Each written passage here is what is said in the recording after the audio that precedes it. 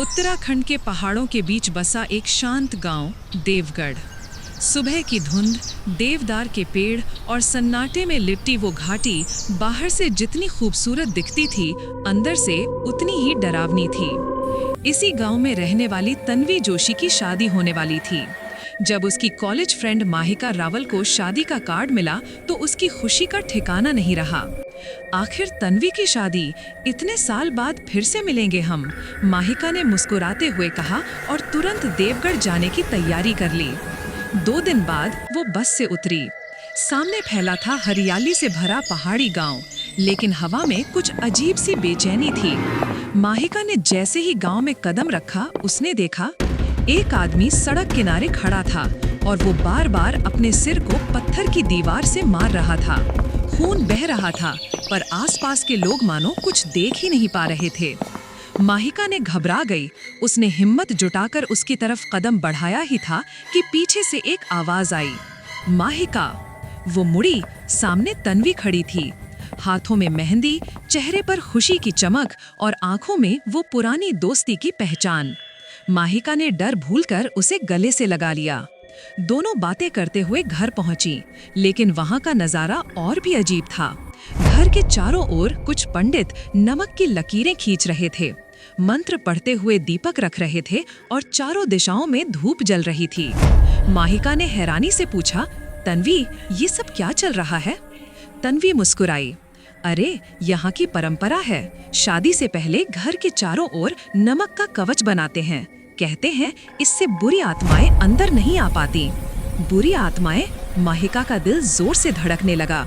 हाँ, तन्वी ने हल्के स्वर में कहा, देवगढ़ में कुछ पुरानी घटनाएं हुई हैं, पर तू चिंता मत कर।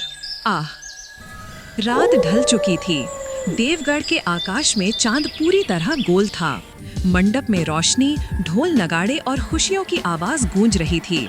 तन्वी लाल साड़ी में बैठी थी, बगल में उसका दूल्हा रोहन नेगी। सब कुछ परफेक्ट लग रहा था जब तक कि पंडित ने अगला मंत्र नहीं पढ़ा। कन्या अब अग्नि में घी अर्पित करे। तन्वी ने हाथ बढ़ाया, लेकिन अचानक उसने पूरा कटोरा ही आग में फेंक दिया।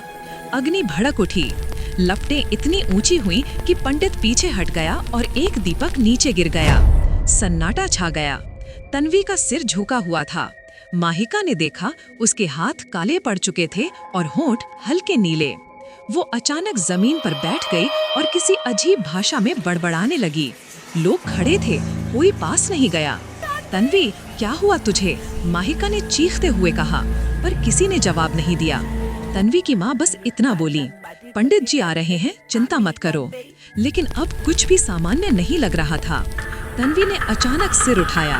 उसकी आंखें पूरी लाल थीं, चेहरे की नसें उभर आई थीं और बाल बिखर गए थे। वो किसी जंगली जानवर की तरह गुर्राने लगी। माहिका कांप उठी, पर हिम्मत करके आगे बढ़ी। वो मंडप में पहुंची और तन्वी के हाथों को पकड़ लिया। तन्वी, मैं हूँ माहिका, मुझे देख। तन्वी कुछ पल के लिए शांत हुई, फिर एक झटके से उसने माहिका का गला पकड़ लिया और जोर से दबाने लगी। माहिका की सांस रुकने लगी। उसी वक्त पीछे से पंडित की आवाज गूंजी, ओम अपसरपंतु ये भूताः। एक पंडित ने जल से भरा कटोरा उठाया और तन्वी पर छींटे मारे।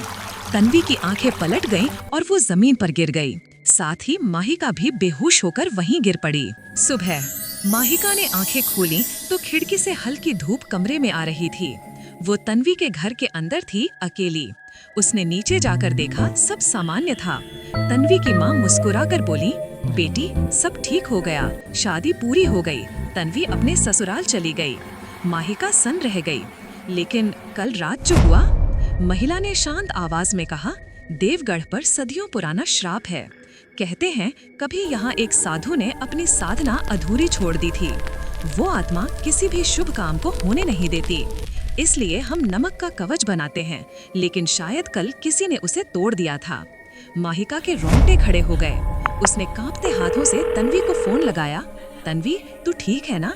फोन के दूसरी ओर से वही हंसती हुई आवाज आई, अरे मैं बिल्कुल ठीक हूँ यार, शादी बहुत अच्छी हुई। तू कब लौट रही है? माहिका ने कुछ पल चुप रहकर कहा, अभी, आज ही जा रही हूँ। वो बस में बैठी और देवगढ़ छोड़ दिया। खिड़की से बाहर देखा, गांव कोहरे में डूबा हुआ था। उसी कोहरे के बीच एक पल को उसे वही लाल आंखें फिर से दिखीं, जो तन्वी की नहीं थी। कहते हैं देवगढ़ में जो एक बार किसी शादी का साक्षी बन जाता है, वो जिंदगी भर उस रात को भूल नहीं पाता, क्योंकि वहाँ की आग सिर्फ शादी नहीं चलाती, वो आत्माओं को भी जगा देती है।